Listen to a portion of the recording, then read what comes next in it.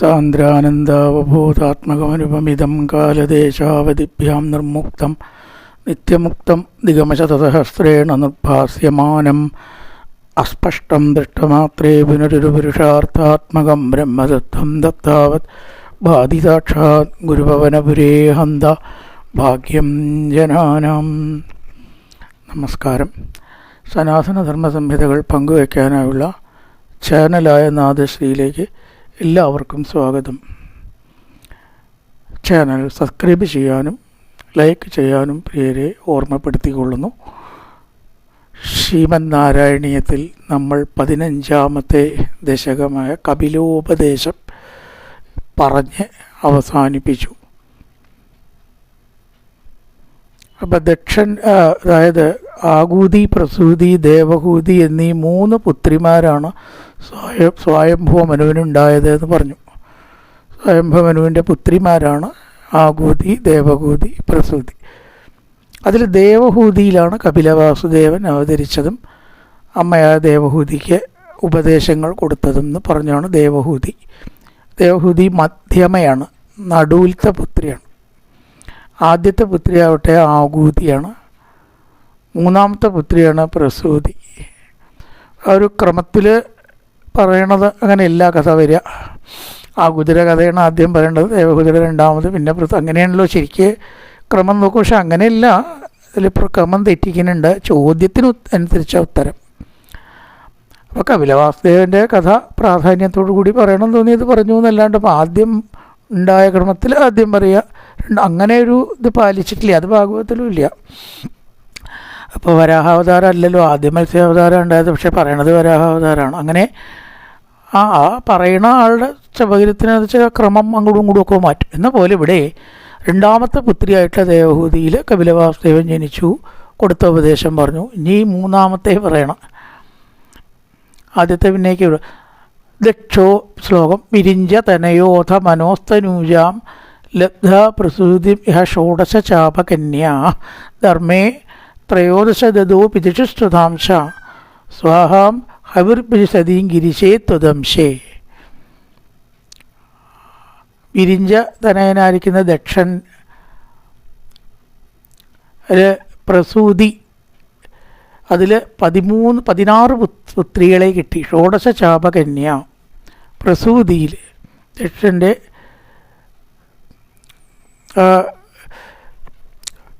സായംഭവനുവിൻ്റെ പുത്രി, ദായംഭവനുവിൻ്റെ പുത്രി ആയിരിക്കുന്ന പ്രസൂതിയിൽ 3ാമത്തെ പുത്രിയാണ് കേട്ടോ. 3ാമത്തെ പുത്രി ആയിരിക്കുന്ന പ്രസൂതിയിൽ ഷോഡശ ചാപകന്യ 16 കന്യമാരെ കിട്ടി എന്നാണ് ഇവിടെ പറഞ്ഞത്. പ്രസൂതിയുടെ കാര്യം പിന്നീട് പറയും.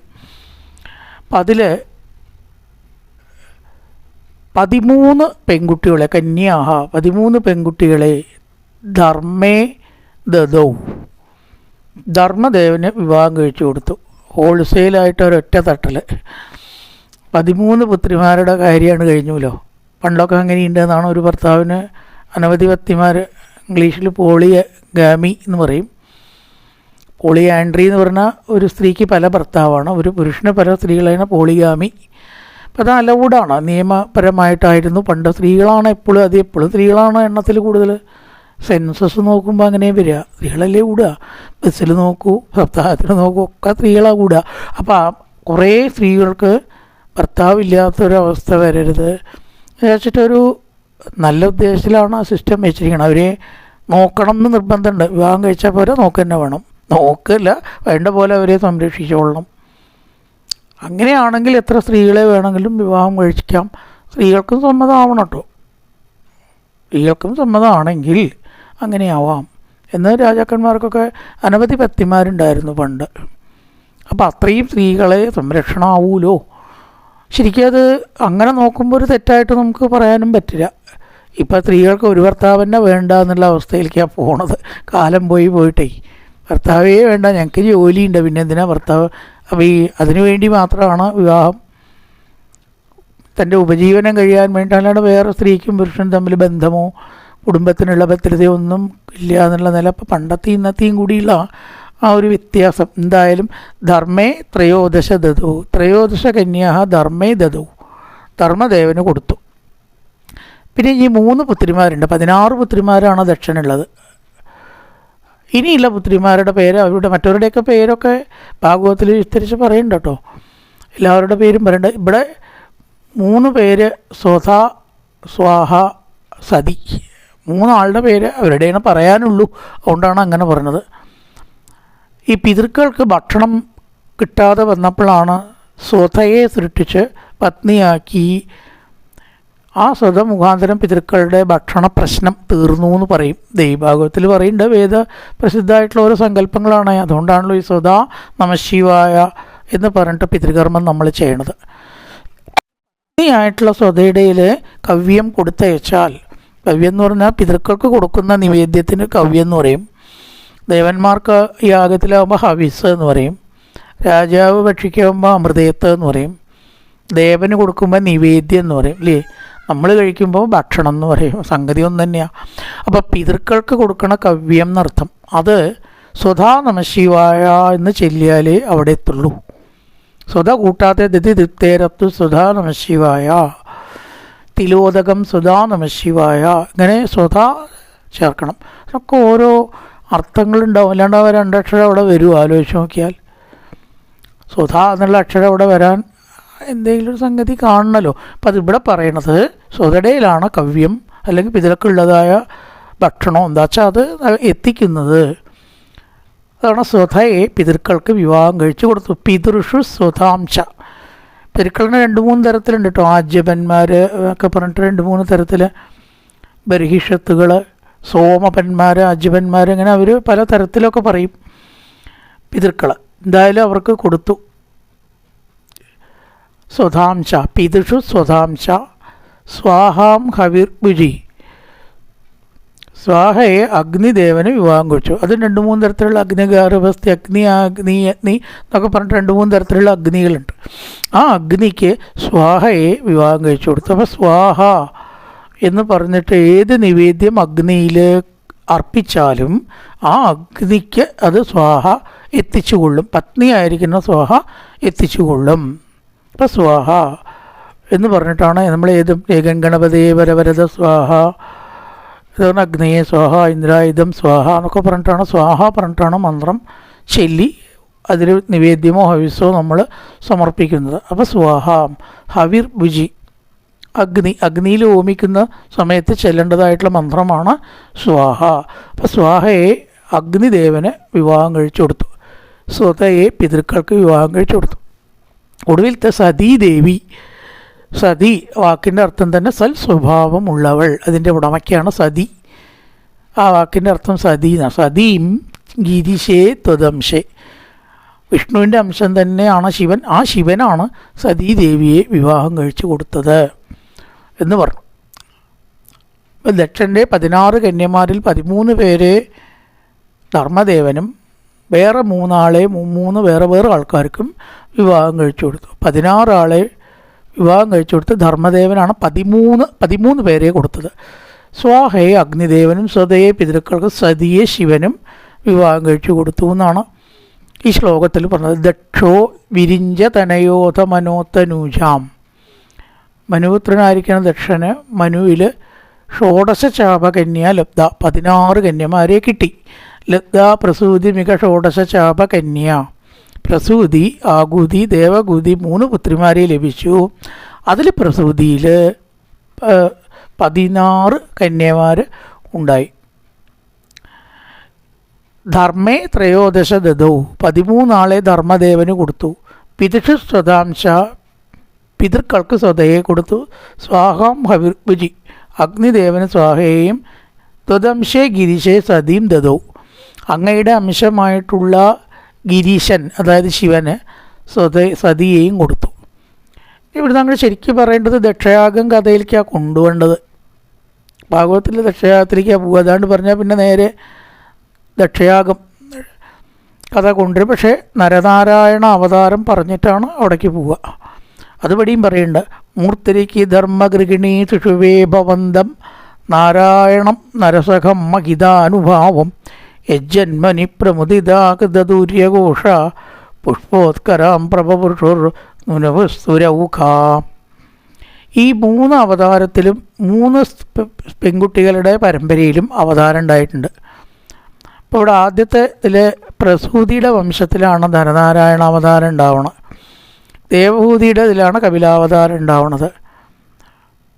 അതുപോലെ തന്നെ നരനാരായണ അവതാരവും ഉണ്ടായി. 3 വംശത്തിലും ഇതിൽ അവതാരം ആയിട്ടുണ്ടാവുന്നത് കൊണ്ട് ഈ വംശങ്ങൾ തന്നെ ശ്രേഷ്ഠമാണ് എന്ന് പറയണു. അപ്പോൾ നരനാരായണം മൂർത്തിയിലും ആണ് ഭഗവാൻ അവതരിച്ചത്. ധർമ്മഗൃഹിണീ ചുഷുവേഭവന്തം. അപ്പോൾ അതിൽ നരനാരായണ അവതാരം എന്തിനു വേണ്ടിയിട്ടാണെന്നും കൂടിയും പറയണു. പണ്ട് സഹസ്രകവചൻ, അത് അടുത്ത ശ്ലോകത്തിലാണുള്ളത്, അവനൊരു വരം വാങ്ങിയിട്ടുണ്ട്. 1000 കൊല്ലം വരവും അത് യുദ്ധവും 1000 കൊല്ലം തപസ്സും ഒരേ സമയത്ത് ഒരാൾ ചെയ്യണം. അത് ഭഗവാൻ ചെയ്യാൻ വേണ്ടിയിട്ടാണ് സഹസ്രകവചനെ കൊല്ലാൻ ശരിക്കും ഈ അവതാരം. നാരായണം നരസഖം. അപ്പം നാരായണനും നരനുമായിട്ടുള്ള അവതാരം ഉണ്ടായി മൂർത്തിയിൽ. ധർമ്മഗൃഹിണി, ധർമ്മൻ്റെ പത്നി തന്നെയാണ് ഈ മൂർത്തി. 16 ആളെ കൊടുത്തു എന്ന് പറഞ്ഞതിലത്തെ ഒരാളാണ് ഈ മൂർത്തി. മൂർത്തി എന്ന് പറഞ്ഞാൽ നമ്മുടെ മൂർത്തി പ്രതിഷ്ഠയായിട്ടും അങ്ങനെയൊക്കെ പറയും. പക്ഷേ ഇവിടെ മൂർത്തി എന്ന് പറഞ്ഞാൽ പേരാണ് കേട്ടോ. മൂർത്തി എന്ന് പറഞ്ഞാൽ പേര്. സതി, സ്വഹ, സ്വത 3 ആളെ പറഞ്ഞു. ബാക്കി 13 ആളിൽ ഒരാളാണ് ഈ മൂർത്തി. ധർമ്മഗൃഹിണി, ധർമ്മദേവൻ്റെ പത്നിയായിട്ടുള്ള ആ മൂർത്തി സർവേശ്വരനായിരിക്കുന്ന നരനാരായണ അവതാര തപസ്സിൻ്റെ ഉത്തമ മാതൃകയാണ് നരനാരായണ അവതാരം. നരനാരായണന്മാരുടെ അവതാരം ഉണ്ടായി മൂർത്തിയിൽ എന്നർത്ഥം. ധർമ്മൻ്റെ പത്നിയായിട്ടുള്ള മൂർത്തിയിൽ ഭഗവാൻ നരനാരായണനായിട്ട് അവതരിച്ചു. 2 വ്യക്തികളുണ്ട്, 2 അവതാരമാണ്. അതാണ് നരനും നാരായണനും. നാരായണം നരസഖം മഹിതാനുഭാവം അങ്ങനെ അവതരിച്ചു. അപ്പം എന്തുണ്ടായി എന്ന് പറയണത്, യജ്ജന്മനി പ്രമുദിത കൃതതൂര്യഘോഷ പുഷ്പോത്കരാൻ പ്രഭവൃഷുർ നുനുവുസ്സുരവുഗാ. ഭഗവാന്റെ അവതാരങ്ങൾ ഉണ്ടാവുന്ന സമയത്ത് ഉണ്ടായ കാര്യങ്ങളൊക്കെ ഇവിടെ ഉണ്ടായി. വാദ്യഘോഷം മുഴക്കി ദേവന്മാർ. സുരവുഖാഹ, സുരവുഖയുടെ കൂട്ടം ദേവന്മാർ. കൃതതൂര്യഘോഷ, പെരുമ്പറ മുതലായിട്ടുള്ള വാദ്യഘോഷം മുഴക്കി. പിന്നെ പുഷ്പോത്കരാൻ, പുഷ്പവൃഷ്ടി ചെയ്യുകയും ചെയ്തു. പ്രഭവൃഷു, പുഷ്പങ്ങളെ വർഷിക്കുക. പ്രഭവൃഷു വർഷിച്ചു. നുനുവു, സ്തുതിക്കുകയും ചെയ്തു. ദേവന്മാർ പുഷ്പവൃഷ്ടി ചെയ്തു, വാദ്യഘോഷം മുഴക്കി സ്തുതിച്ചു. 3 കാര്യമാണ് ചെയ്തത്. കൃതസുര ഉഗാഹ, സുരങ്ങളുടെ സംഘങ്ങൾ. കൃതതൂര്യഘോഷ, വാദ്യഘോഷം മുഴക്കി. പുഷ്പോത്കരാൻ പ്രഭവൃഷു, പുഷ്പവൃഷ്ടി പുഷ്പങ്ങൾ വർഷിച്ചു. നുനുവു, സ്തുതിക്കുകയും ചെയ്തു. ഇതാണ് നരനാരായണ അവതാരം. ഞാൻ നരനാരായണ അവതാരത്തിൻ്റെ വിശിഷ്ട സംഭവങ്ങളാണ് തുടർന്നുള്ള ശ്ലോകങ്ങളിൽ പറയണത്. ഇപ്പം എന്തൊക്കെയാണ് പറഞ്ഞത്? അതായത് ആകൂതി, ദേവഹൂതി, പ്രസൂതി 3 ആൾക്കാരിൽ ദേവഹൂതിയുടെ കഥ പറഞ്ഞു കഴിഞ്ഞു ആണല്ലോ. പ്രസൂതിയിൽ ഭഗവാന് കുറച്ച് ദക്ഷന് പുത്രിമാരുണ്ടായി. 16 പുത്രിമാരുണ്ടായി. ആ 16 പുത്രിമാരിലും 3 ആളെ വേറെ വേറെ പറഞ്ഞു. 13 ആളെയോ ധർമ്മദേവന് വിവാഹം കഴിച്ചു കൊടുത്തു. 13 ആളെ. 1+1+1 3 ഉണ്ട്. അതിലത്തെ സ്വാഹയെ അഗ്നിദേവന് വിവാഹം കഴിച്ചു കൊടുത്തു. സ്വതയെ പിതൃക്കൾക്ക് വിവാഹം കഴിച്ചു. സതിയെ പരമേശ്വരന് വിവാഹം കഴിച്ചു കൊടുത്തു. അതിൽ 13 ആൾക്കാരെ ധർമ്മദേവന് കൊടുത്തതിലത്തെ ഒരാളാണ് മൂർത്തി. ആ മൂർത്തിയിൽ ഭഗവാൻ നരനാരായണനും ആയിട്ട് അവതരിച്ചു. നാരായണം നരസഖം, നരൻ്റെ സഖനായിട്ടുള്ള നാരായണനായിട്ട് അവതരിച്ചു. അപ്പം എന്തുണ്ടായി? ആ ദേവന്മാർ, സുരൗഖാഹ, ദേവന്മാരുടെ കൂട്ടം. അവസാനമാണ് കർത്താവ് കൊണ്ടുവച്ചിരിക്കുന്നത്. സുരൗഖാഹ, 4ാമത്തെ വരിയിൽ ലാസ്റ്റ് സുരൗഖാഹ എന്ത് ചെയ്തു? കൃതതൂര്യഘോഷ പുഷ്പോത്കരാൻ പ്രഭവൃഷു, വാദ്യഘോഷങ്ങൾ മുഴക്കി പുഷ്പവൃഷ്ടി ചെയ്തു. സന്തോഷിച്ചിട്ട് ഭഗവാനെ നുനുവു, സ്തുതിക്കുകയും ചെയ്തു. നുനുവു സുരൗഹ, നുനുവു സ്തുതിച്ചു. അവരുടെ തുടർന്നുള്ളതായിട്ടുള്ള ചരിത്രം, നരനാരായണ അവതാരം എന്തിനാണ് മുതലായ കാര്യങ്ങൾ പറയണു. നല്ലൊരു പ്രഭാതം എല്ലാവർക്കും ആശംസിച്ചുകൊണ്ട് നിർത്തുന്നു. നമസ്കാരം.